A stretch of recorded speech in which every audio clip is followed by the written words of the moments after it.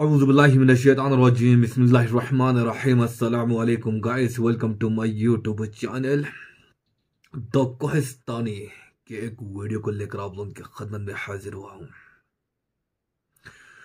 Video को लाने का मकसद यही है, इस वक्त जो है ना मुसलमानों के अंदर जज्बा ईमान दिन ब दिन खत्म होते जा रहा है। अगर जज्बा ईमान खालिद बिन वलीद की तरह हो, हजरत अली अलैहिस्सलाम की तरह हो, हजरत उस्मान, अबू बकर और उमर रज़ी अल्लाह ताला अन्हुमा की तरह हो, तो इस वक्त फलस्तीन की जो हालत, जिन्हें हम मुख्तलिफ सोशल प्लेटफॉर्म यूट्यूब पर देख रहा है, को भी हमें देखने को नहीं मिलेगा। इस वीडियो को लाने का मेन मकसद यही है, जज्बा ईमान को उजागर करना मुसलमानों के। तो आप वीडियो की शुरू से लेकर आखिर तक जरूर देखेगा, वीडियो को स्किप नहीं करना और कम से कम दिन में अल्लाह ताला से दुआ मांगे, ए अल्लाह ताला फलस्तीन जिस हालत पर पहुंचे हुए हैं, अल्लाह ताला इनको महफूज फरमा दे। वीडियो की तरफ जाने से पहले मैं आप लोगों से रिक्वेस्ट करता हूं, प्लीज हमारे चैनल को ज्यादा से ज्यादा शेयर करने की कोशिश करो। पिछले कुछ दिनों से चैनल बिल्कुल डेथ हो चुका है, तो मैं आप लोगों से रिक्वेस्ट करता हूं, प्लीज हमारे चैनल को ज्यादा से ज्यादा देखने की कोशिश करो और कमेंट करने की कोशिश करो, लाइक करने की कोशिश करो और सब्सक्राइब भी कर ले। आइए हम चलते हैं वीडियो की तरफ। जंग यमामा में मुसलमान खालिद बिन वलीद की लीडरशिप में जंग जीत तो गए, लेकिन इस जंग में मुसलमानों को बहुत ज्यादा नुकसान भी हुआ, क्योंकि सिर्फ 13,000 मुसलमानों ने मुसैलमा कज़्ज़ाब की 40,000 की फौज को हराया था। जब मुसलमानों की इस अजीम फतह की खबर मुसलमानों की कैपिटल मदीना पहुंची, तो वहां सारे मुसलमान बहुत खुश हुए और सेलिब्रेट करने लगे। लेकिन हजरत उमर रज़ियल्लाहु अन्हु ने देखा कि इस जंग में बहुत सारे सहाबा ऐसे शहीद हुए जो हाफिज कुरान थे, ऑलमोस्ट 700 सहाबा। तो उन्होंने सोचा कि अगर इसी तरह हाफिज कुरान दुनिया से जाते रहे या शहीद होते रहे, तो ऐसा ना हो कि एक दिन मुसलमान कुरान के सीक्वेंस के बारे में इख्तिलाफ में पढ़कर डिवाइड हो जाए और यहूदियों और क्रिश्चियंस की तरह बहुत सारे फिरकों में बट जाए। यहूदियों का मानना है कि उनकी किताब तौरात, वो पूरी किताब अल्लाह ने 40 रातों में नाज़िल फरमाई, लेकिन कुरान तौरात की तरह एक रात में नहीं, बल्कि 23 साल तक थोड़े थोड़े हिस्सों में नाजिल होता रहा। रसूलुल्लाह सल्लल्लाहु अलैहि वसल्लम को यहूदियों और क्रिश्चियंस की आसमानी किताबों तौरात और इंजील के चेंज होने का अच्छी तरह पता था, तो उन्होंने शुरू से ही कुरान की हिफाजत के लिए एक स्ट्रिक्ट सिस्टम बनाया। कुरान का सबसे पहले नाजिल होने वाला लफ्ज इक़रा था, मतलब रीड। लेकिन आज से 1400 साल पहले मक्का में ऐसे लोग बहुत कम थे जो कुरान को लिख और पढ़ सके, लेकिन पहले दिनों से ही इस्लाम कबूल करने वालों में कुछ लोग ऐसे थे जिन्हें पढ़ना लिखना आता था। तो रसूलुल्लाह सल्लल्लाहु अलैहि वसल्लम ने उनमें से कुछ ट्रस्टेड सहाबा को कुरान लिखने के लिए सेलेक्ट किया। जब भी आप सल्लल्लाहु अलैहि वसल्लम पर कुरान की कोई आयत नाजिल होती, तो वो सबसे पहले उन स्क्राइब्स, मतलब पढ़े लिखे मुसलमानों को बुलाते और उनके सामने कुरान की आयत पढ़कर सुनाते और उन्हें यह भी बताते कि किस आयत को कौन सी सूरत में लिखना है और किस आयत के बाद लिखना है, जिसे ये सारे स्क्राइब्स बहुत केयरफुली लिख देते, जिसके बाद दोबारा ये स्क्राइब्स उन आयत को आप सल्लल्लाहु अलैहि वसल्लम को पढ़कर सुनाते और अगर उसमें कोई गलती हो तो आप सल्लल्लाहु अलैहि वसल्लम उसे दूर कर देते और इस तरह 2-3 बार रिवाइज करने के बाद ही कुरान बाकी मुसलमानों तक पहुंचाया जाता। कुरान लिखने और पढ़ने वाले तो बहुत कम थे, जिसकी वजह से बाकी सहाबा ने कुरान को सुनने के साथ साथ इसे ज़बानी याद करना भी शुरू किया। मक्का में बहुत सालों तक कुरान इसी तरह लिखवाया गया, लेकिन मदीना हिजरत के बाद आप सल्लल्लाहु अलैहि वसल्लम ने मस्जिद नबवी के अंदर कुरान लिखवाने का एक प्रॉपर सिस्टम बनाया।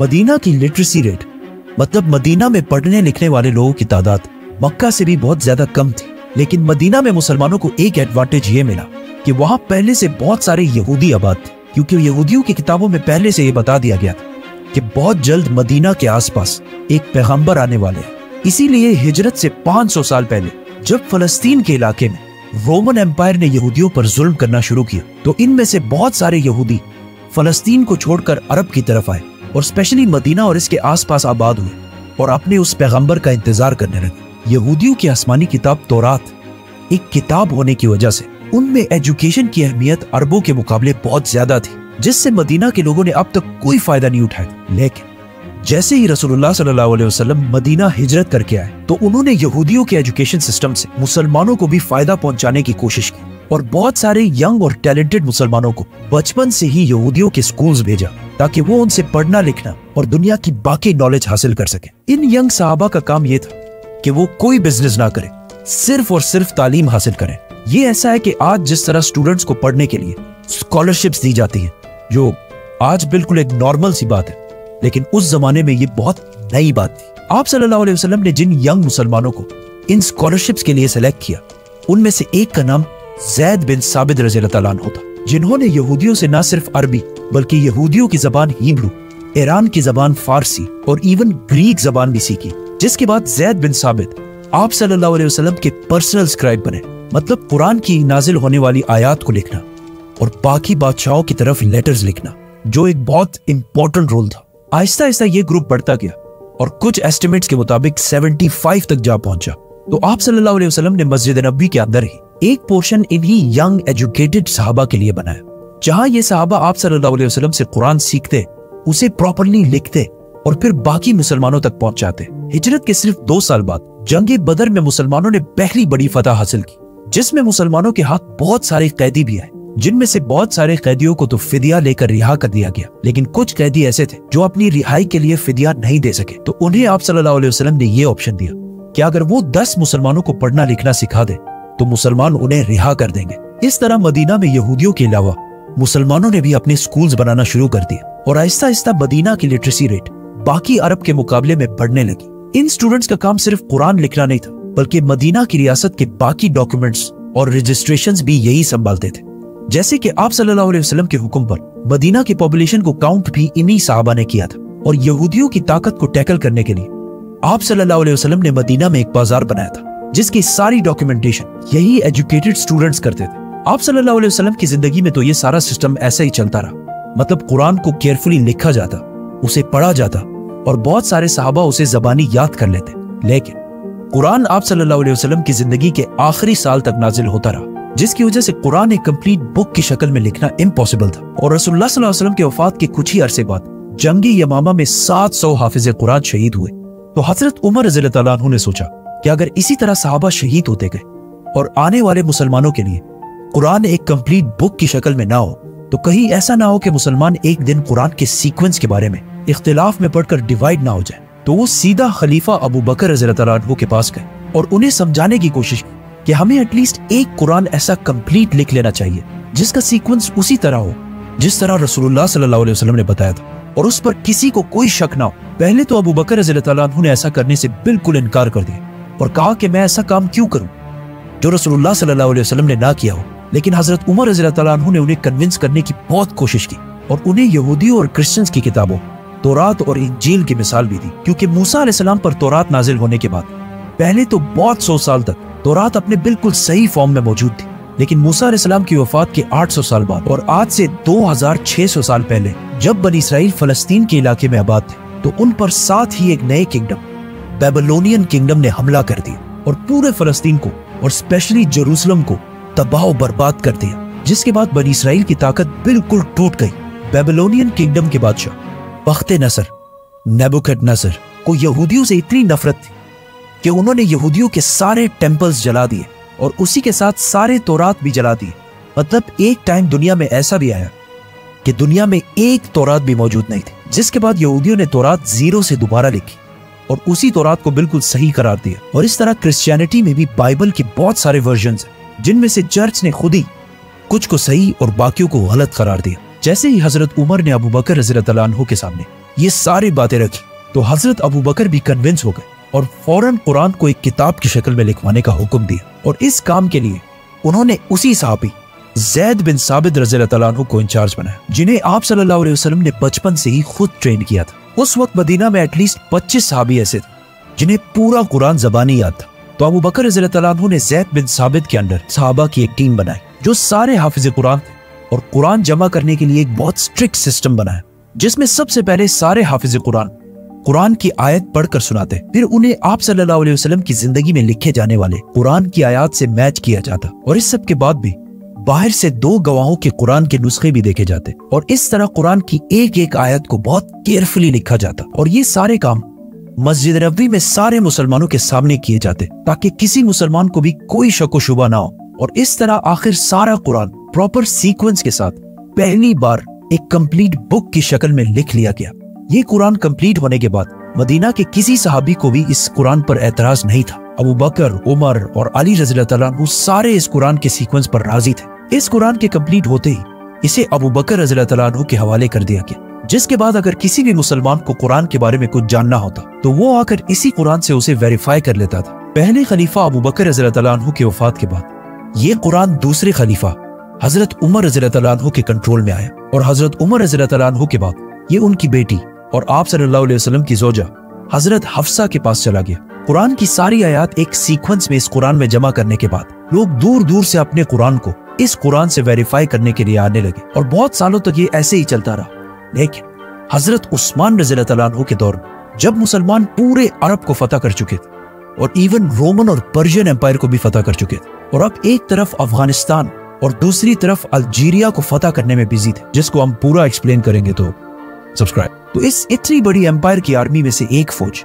रशिया के बॉर्डर्स के पास आर्मीनिया को फतह कर रही थी। एक दिन वही रशिया के बॉर्डर के पास मस्जिद में नमाज के बाद कुछ लोग खड़े हुए और उन्होंने इमाम से कहा कि आपने इस नमाज में जो कुरान की आयत पढ़ी वो गलत है और वो इस तरह नहीं बल्कि इस तरह है। जिस पर कुछ और लोग खड़े हुए और कहा कि नहीं, इमाम ने बिल्कुल सही पढ़ी। इन दोनों ग्रुप्स की मस्जिद के अंदर ही बहुत सख्त लड़ाई होने वाली थी कि इस फौज के कमांडर हुजैफा ने इन्हें रोक दिया। जैसे ही ये फौज जिहाद से वापस मदीना पहुंची तो इस फौज के कमांडर हुजैफा अपने घर जाने के बजाय सीधा खलीफा उस्मान रज़ी अल्लाह अन्हु के पास पहुंचे और उन्हें कहा कि या अमीरुल मोमिनीन, उम्मत मोहम्मद को बचाए और हजरत उस्मान रज़ी अल्लाह अन्हु को वो सारा किस्सा सुनाए। असल में ये दोनों ग्रुप ही बिल्कुल सही कह रहे थे, क्योंकि इससे पहले कुरान सिर्फ मक्का के एक्सेंट में नहीं बल्कि अरब के बहुत सारे लहजों में लिखा हुआ था। लेकिन कुरान इतने लहजों में होने की वजह से आहिस्ता आहिस्ता मुसलमानों में इख्तिलाफ बढ़ रहा था। तो हजरत उस्मान रज़ी अल्लाह अन्हु ने फौरन फैसला किया कि कुरान के बाकी सारे एक्सेंट्स को खत्म करके कुरान को एक ही एक्सेंट में लिखा जाए, मक्का के एक्सेंट जो रसूलुल्लाह सल्लल्लाहु अलैहि वसल्लम का लहजा था, ताकि उम्मत में कोई भी कुरान की वजह से इख्तिलाफ में ना पड़ सके। और इस काम के लिए उन्होंने उसी साहबी ज़ैद बिन साबित रज़ी अल्लाह अन्हु को बुलाया और उनके अंडर दोबारा एक टीम बनाई और एक साहबी को हजरत उमर की बेटी हजरत हफ्सा रज़ी अल्लाह अन्हा की तरफ भेजा कि वो उनसे वो कुरान लेकर आए जो अबू बकर रज़ी अल्लाह अन्हु के दौर में लिखवाया गया था। और इस तरह एक कंप्लीट कुरान मक्का के एक्सेंट में लिखवा लिया गया। ये कुरान कंप्लीट करने के बाद मदीना में और पूरे एम्पायर में ऐलान कर दिया गया कि जिसके पास भी कुरान के नुस्खे मौजूद है वो उन सारों को गवर्नमेंट के पास जमा कराए। और फिर इन सारे कुरानों को जो अरबी के डिफरेंट एक्सेंट्स में लिखे हुए थे और जिसकी वजह से मुसलमानों में इख्तिलाफ बढ़ रहा था, उन सारों को हजरत उस्मान रज़ी अल्लाह अन्हु ने जमा किया और उम्मत के अंदर इस इख्तिलाफ को हमेशा के लिए खत्म करने के लिए उन सारे डिफरेंट एक्सेंट्स वाले कुरानों को आग लगाकर खत्म कर दिया। और इस कुरान जो मक्का के एक्सेंट में मतलब रसूलुल्लाह सल्लल्लाहु अलैहि वसल्लम के एक्सेंट में लिखा गया था, उसे इस्लामिक एम्पायर के सारे प्रोविंसेस की तरफ भेज दिया गया। और कुरान की जो कॉपीज इन सूबों को भेजी गई उनमें से आज भी कुछ कॉपीज दुनिया में बिल्कुल सही मौजूद है, जिससे कुरान की ऑथेंटिसिटी का भी पता चलता है। और आज पूरी दुनिया में मुसलमान जिस किताब कुरान को पढ़ते हैं ये वही किताब है जो रसूलुल्लाह सल्लल्लाहु अलैहि वसल्लम पर नाजिल हुई। अबू बकर रज़ी अल्लाह अन्हु ने इसे कंबाइन कर एक बुक की शक्ल में लिखा और हजरत उस्मान रज़ी अल्लाह अन्हु ने इसे एक ही तरीके एक ही एक्सेंट में लिखवाया। लेकिन जिस बात से हजरत उमर रज़ी अल्लाह अन्हु डर रहे थे कि कहीं मुसलमान कुरान के सीक्वेंस की वजह से यहूदियों और क्रिश्चियंस की तरह फिरकों में ना बढ़ जाए, तो मुसलमान कुरान की वजह से तो फिरकों में नहीं बढ़े, लेकिन बाकी चीजों में मुसलमान बहुत सारे फिरकों में बढ़ चुके हैं। लेकिन इतने सारे फिरकों के बाद भी दुनिया के सारे मुसलमान एक चीज पर मुत्तफिक हैं और वो है कुरान। सब्सक्राइब। तो गाइस, आप लोगों को वीडियो कैसा लगा? वीडियो बहुत ही जबरदस्त है, बहुत ही इंफॉर्मेटिव वीडियो थे। हमें इस तरह के वीडियो देखने की और सुनने की आदत होनी चाहिए। खालिद बिन वलीद जो कह रहा था ना, औरत जो किजाब, जिसने खत्म नुबुव्वत का दावा की थी और मुसलमान जो कमजोर ईमान के मुसलमान हैं वो दिन ब दिन उनकी तरफ जा रहे थे। वो कह रहे थे कि वो खत्म नबूवत पे दावा करने के साथ साथ बहुत चालाक औरत भी थे।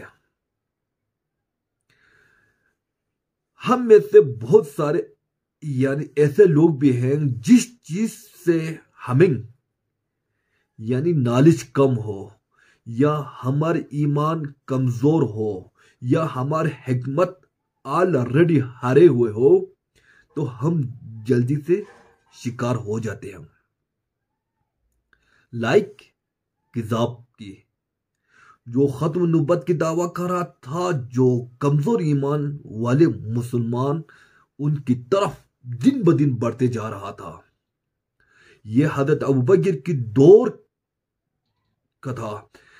जब हजरत अबू बकर को इल्म हुआ, जब इन्हें मालूम हुआ कि किजाब नामी औरत खत्म नबूवत की दावा गिरी भी कर रहा है, प्लस वो मुसलमानों को अपनी तरफ मोटिवेट भी कर रहा है, तो हजरत यानी अबू बकर सिद्दीक ने खालिद बिन वलीद के साथ एक बहुत बड़ा दस्ता रवाना कर दिया।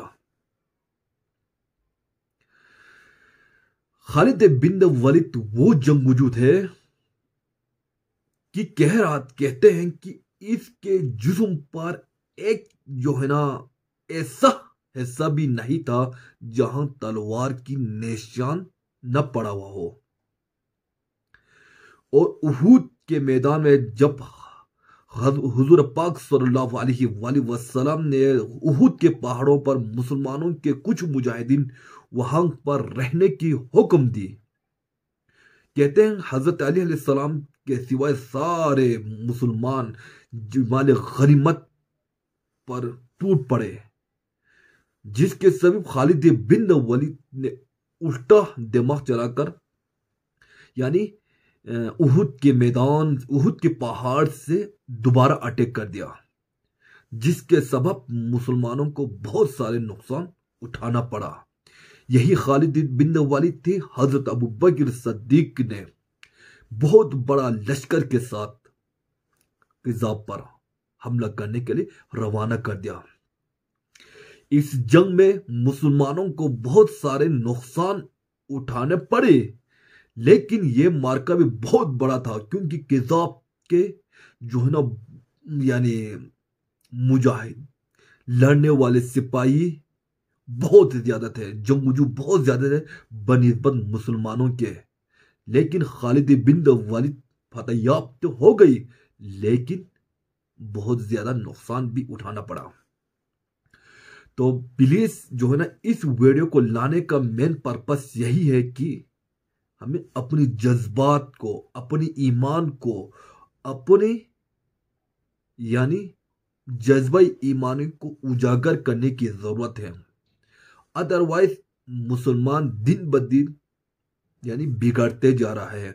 मुख्तलिफ नजरियत यानी मुसलमानों के अंदर ठोक रहा है, कभी लिबरलिज्म, कभी कॉमरेड, अच्छा कैपिटलिज्म, ये सारे नजरिया जो है ना इस मुसलमानों के अंदर ठोक रहा है, ताकि उनके ईमान कमजोर हो जाए और वो बिखर जाए। तो इसी तरह के इंफॉर्मेटिव वीडियोस के साथ आप लोगों की खिदमत में हाजिर होते रहेंगे। अल्लाह निगहबान।